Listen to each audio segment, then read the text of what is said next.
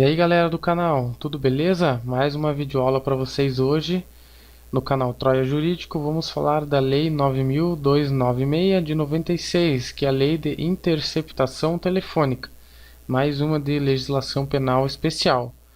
Eu utilizei o livro do NUT, mas você pode usar qualquer outro daqueles que eu já recomendei no outro vídeo. Ele tem vários livros escritos tanto de penal como de processo e legislação penal especial também. Vamos dar início. Fundamento constitucional. Para a gente entender essa lei, a gente tem que ir lá no artigo 5º, inciso 12, porque ele é o fundamento de compatibilidade dessa lei. Então vamos dar uma olhadinha nesse inciso.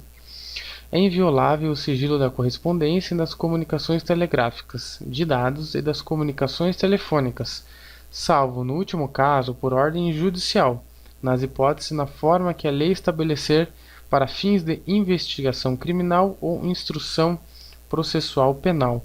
Todas essas modificações aí de formatação fui eu que fiz, tá, pessoal? Veja que esse inciso nós temos várias informações importantes. Eu destaco que aquele trecho que diz que a lei deve estabelecer as hipóteses e na forma para a investigação criminal e instrução processual penal. O que isso quer dizer? Já fazendo um link com o direito constitucional, quer dizer o seguinte: esse inciso ele é uma norma de eficácia limitada. Por quê? Porque precisa de uma lei infraconstitucional para que se efetive esse direito. Que mais? Temos ali várias restrições também. Esse inciso, gente, ele garante o sigilo, o direito ao sigilo das correspondências, etc. Então é um inciso fundamental para você entender o direito à intimidade, à privacidade do cidadão. Bem, vamos continuar. Já na leitura da lei, nós temos um conflito no artigo 1º, parágrafo único, que diz o seguinte: o disposto nesta lei aplica-se à interceptação do fluxo de comunicações em sistemas de informática e telemática. Ora, mas veja que a Constituição não disse fluxo de comunicações em sistemas de informática e telemática. A lei diz comunicações telefônicas. Quer ver só? Vamos voltar aqui. É inviolável o sigilo da correspondência, das comunicações telegráficas, de dados e das comunicações telefônicas, salvo no último caso por ordem judicial. Quer dizer o seguinte: a Constituição garante a exceção no caso de comunicações telefônicas, não no caso do fluxo de comunicações em sistemas de informática e telemática. Alguns doutrinadores já entendem que há uma inconstitucionalidade em você interpretar de forma extensiva essa exceção que a Constituição traz. Mas a maior parte da doutrina entende que é possível sim você garantir essa interpretação, visto que a sociedade evolui em termos de tecnologia, em termos de comunicação. Não é possível você dar uma interpretação que proteja a criminalidade nesse sentido, fazendo com que a exceção seja somente a comunicação telefônica.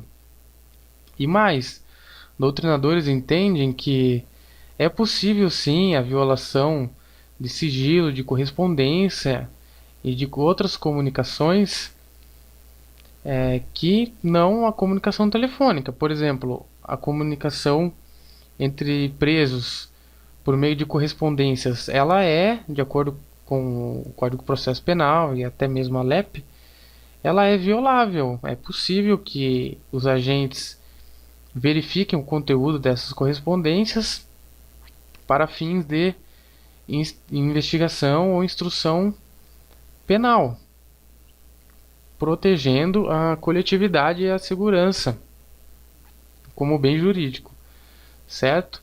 Então fique atento a esse detalhe, a interpretação desse dispositivo constitucional e o dispositivo da lei. Vamos em frente. Gente, agora é imprescindível a gente saber o que é interceptação, já que a lei trata da interceptação telefônica. É a captação de comunicação alheia, realizada por terceiros sem o conhecimento dos interlocutores. Essa é a interceptação que a lei trata. Portanto, alguém que se intromete numa comunicação de terceiros, de outras pessoas, não é? E fica sabendo do conteúdo dessa comunicação. Isso é o que se chama de interceptação, que você tem que diferenciar dos conceitos, dos significados de escuta e gravação clandestina. Por que que são diferentes? A escuta, ela é realizada por um terceiro com a ciência de um dos interlocutores. Veja que há diferença entre a interceptação. Então, realizada por um terceiro com a ciência dos interlocutores.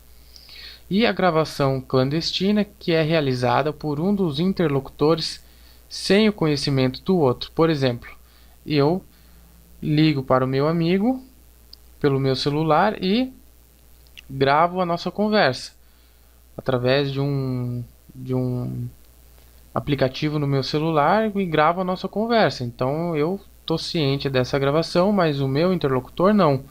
Isso é gravação clandestina, não é interceptação. Por que que é importante a gente saber disso? Porque a lei ela trata somente da interceptação. Escuta e gravação clandestina estão fora, não se submetem ao regramento dessa lei. Isso é extremamente importante. A realização de escuta e gravação clandestina, os seus desdobramentos, vai depender de cada caso. O magistrado vai analisar as circunstâncias dessas gravações, dessas utilizações de prova, para ver se isso é compatível ou não com o ordenamento jurídico, certo? Questão interessante aconteceu recente, no caso do senador Delcídio do Amaral, que foi preso.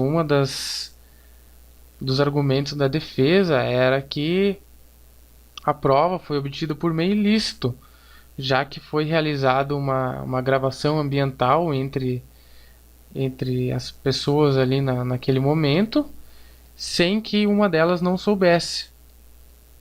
Por isso, alegou-se a ilicitude da prova. O STF tem já uma jurisprudência em relação à gravação clandestina. Se encaixa, nesse caso, na prisão do Delcídio, na gravação clandestina. A gente vai ler a jurisprudência. Olha só. A jurisprudência aí do STF. Vamos ler. Como gravação meramente clandestina, que se não confunde com interceptação, objeto de vedação constitucional, é lícita a prova consistente no teor de gravação de conversa telefônica, realizada por um dos interlocutores sem o conhecimento do outro, se não há causa legal específica de sigilo nem de reserva da conversação, sobretudo quando se predestine a fazer prova em juízo ou inquérito, a favor de quem a gravou. Tranquilo então, galera? Então, diferenciação entre interceptação, escuta e gravação clandestina. Gravação clandestina, temos aí a jurisprudência do STF, no sentido de que é lícita a prova, mas depende do caso concreto, certo? Quais são os requisitos para a autorização da interceptação telefônica? Primeiro, é claro, a autorização judicial, como diz a própria Constituição. É um ato que está cobertado pela cláusula de reserva de jurisdição.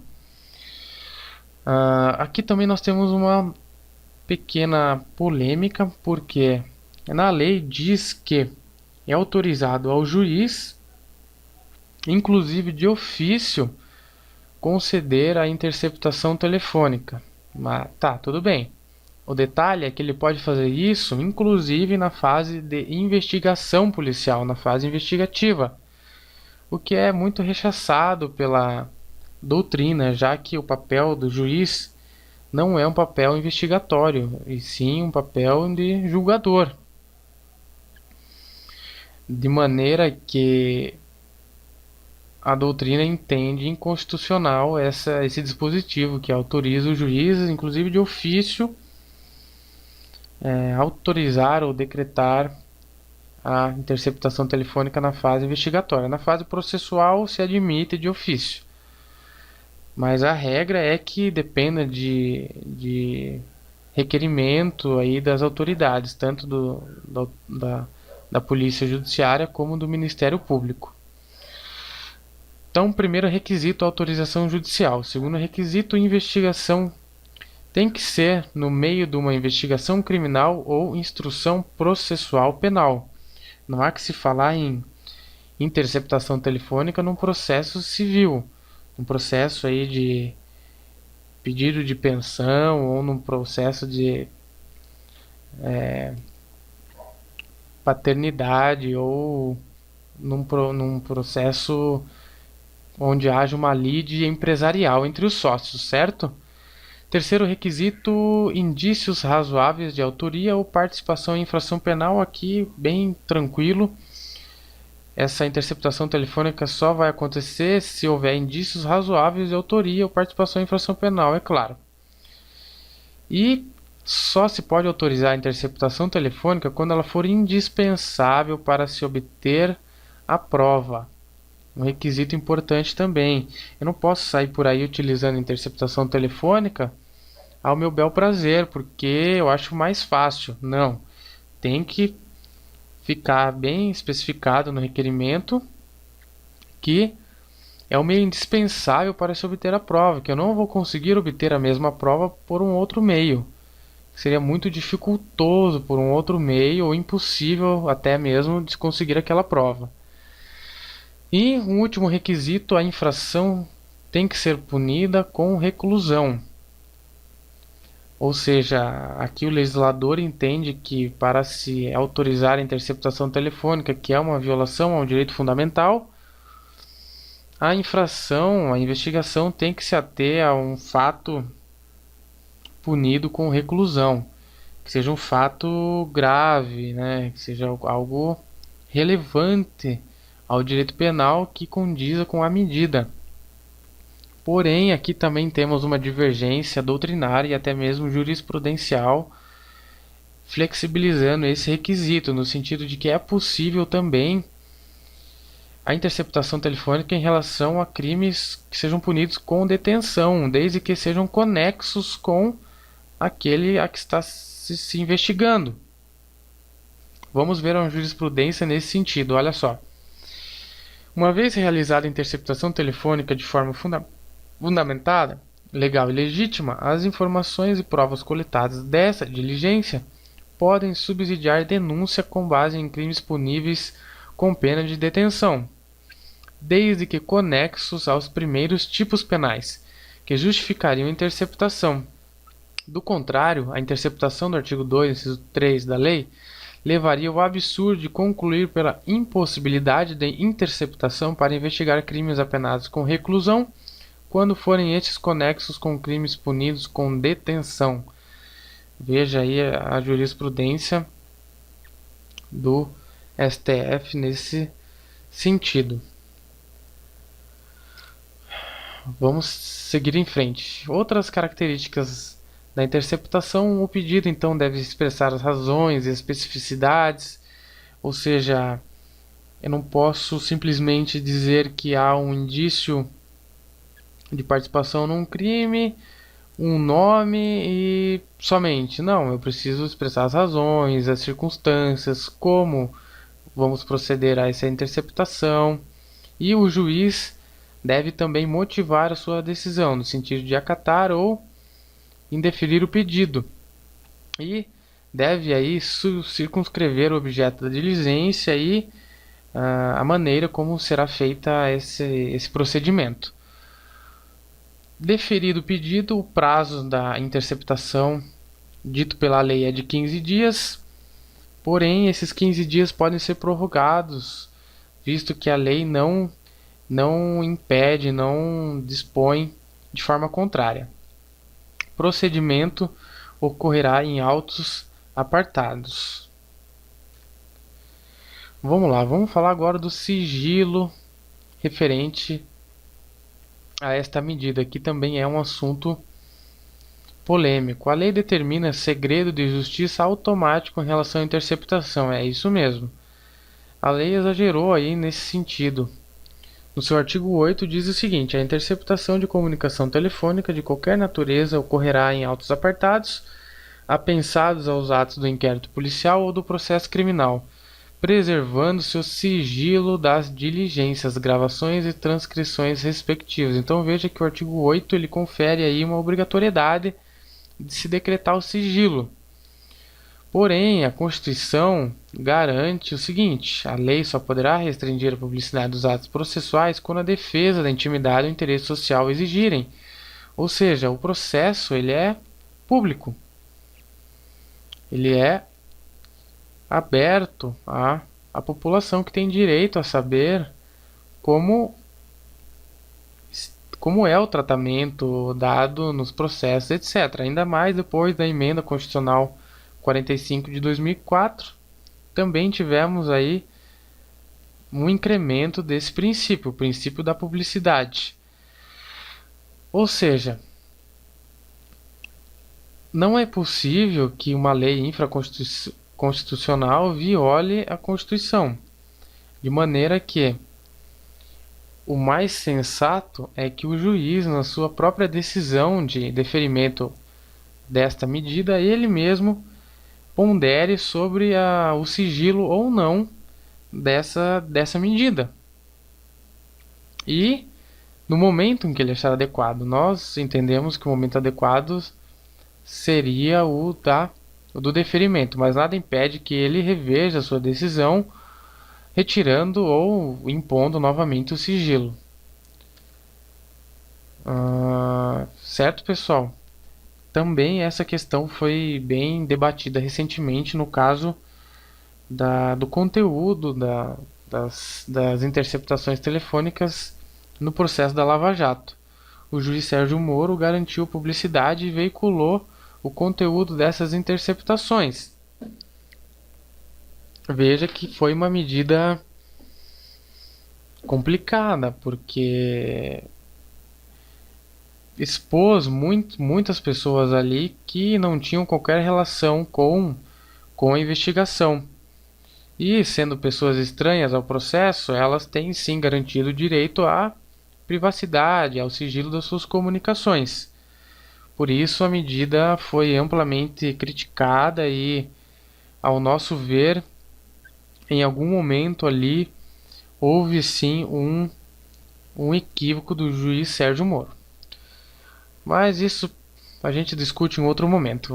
Vamos continuar aqui. Resumindo essa parte, o juiz ele não pode simplesmente ignorar o direito à privacidade, ou seja, ele deve ponderar sobre o sigilo ou não da interceptação. Ele não pode fazer prevalecer esse artigo 8.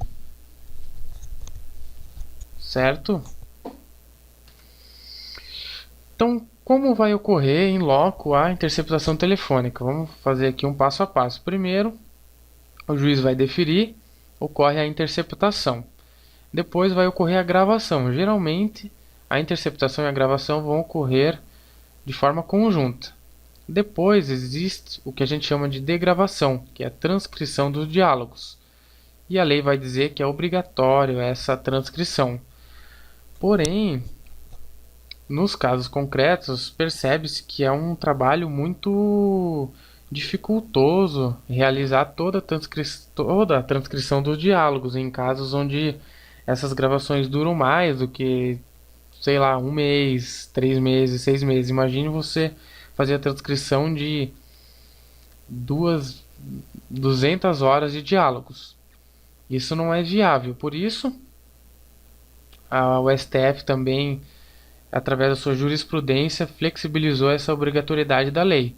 Vamos dar uma lidinha ali na jurisprudência. No julgamento do HC tal, para o acórdão ministra Carmen Lúcia, esta corte assentou ser desnecessária a juntada do conteúdo integral das degravações das escutas telefônicas, sendo bastante que se tenham degravados os excertos necessários ao embasamento da denúncia oferecida, ou seja, não é necessário, então, fazer a transcrição integral dos diálogos. Basta a transcrição necessária e indispensável para o oferecimento da denúncia que se relacione diretamente com os fatos.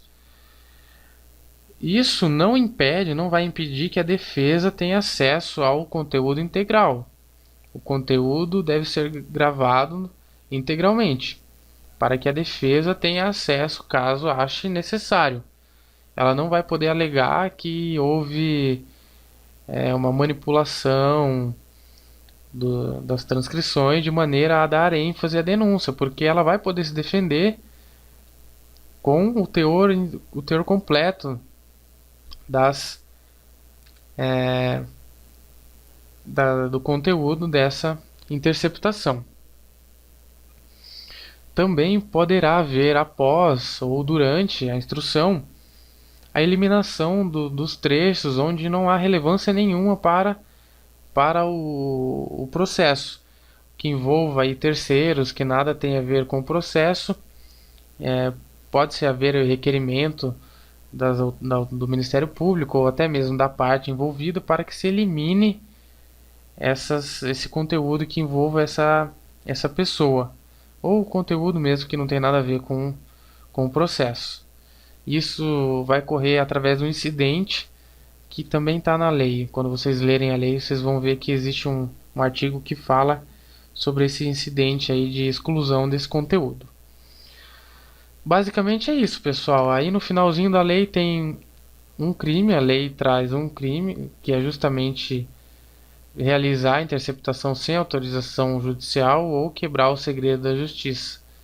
Se constitui num crime, e a pena para ele é uma reclusão de 2 a 4 anos e multa. Certo? Então essa lei também traz um tipo penal. Trouxe aqui um exercício para a gente fixar o conteúdo. Bem tranquilinho, espero que vocês acertem, a gente vai fazer junto. Vamos lá, caiu em 2015 a banca Vunesp, que é uma banca bem coerente, uma banca muito clara, que eu gosto muito dessa banca. Sobre a lei de interceptação telefônica, está correto afirmar. Letra A. As interceptações das comunicações telefônicas são admitidas como meio de prova para qualquer crime. Está errado, pessoal, porque não é para qualquer crime, não. Tem que ser um crime apenado com pelo menos reclusão. Pelo menos não, reclusão. Como nós já vimos ali, a jurisprudência admite, em alguns casos, crimes apenados com detenção desde que sejam conexos. Então, letra A está errada. Letra B. A interceptação de comunicações telefônicas sem autorização judicial por parte do agente policial constitui apenas infração administrativa, nos termos do artigo 10 da lei. Não, nós acabamos de ver que não é infração administrativa, é um crime grave até, apenado com reclusão. Portanto, errada a assertiva B, quando fala em infração administrativa, sendo que é crime. Letra C. A conversa telefônica gravada por um dos interlocutores não caracteriza crime, não estando, portanto, sujeito às disposições da lei. Pessoal, é essa a resposta certa. Essa assertiva traz aquilo que nós falamos sobre gravação clandestina, que é a conversa entre dois, sendo que um deles grava essa conversa e não há nenhuma cláusula de sigilo ou reserva quanto a essa conversa. Ela é lícita, não há nenhuma ilegalidade nesse sentido. Então, letra C é a correta. Vamos dar uma olhada na letra D e na letra E, ver o que está errado. Letra D. Sendo infrutífera a interceptação de conversas telefônicas, ao final do prazo, a autoridade policial arquivará o material gravado, comunicando o juiz apenas do resultado negativo da interceptação. O que está errado aqui? Não é a autoridade policial que vai arquivar o material gravado. Isso quem faz é o magistrado, mediante requerimento. A autoridade policial não pode fazer isso. Por isso que está errada essa assertiva. Letra E. As interceptações telefônicas no curso das investigações dependem da ordem da autoridade policial e no curso da ação penal dependem de ordem judicial. Está errado. Qualquer interceptação, seja na fase investigativa ou na fase penal precisa da autorização do juiz. Em nenhum momento se fala em autoridade policial. Nada a ver.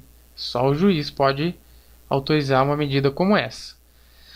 Beleza, galera? Espero que vocês tenham gostado dessa aula. Façam uma leitura da lei, que é imprescindível. Façam os esquemas de vocês e continuem estudando, fazendo exercícios. Relembro que as minhas aulas são meramente estimulatórias para que você continue estudando e tenha contato com conteúdo de qualidade. E é isso, pessoal. Até mais, curtam aí o vídeo, compartilhem e até a próxima.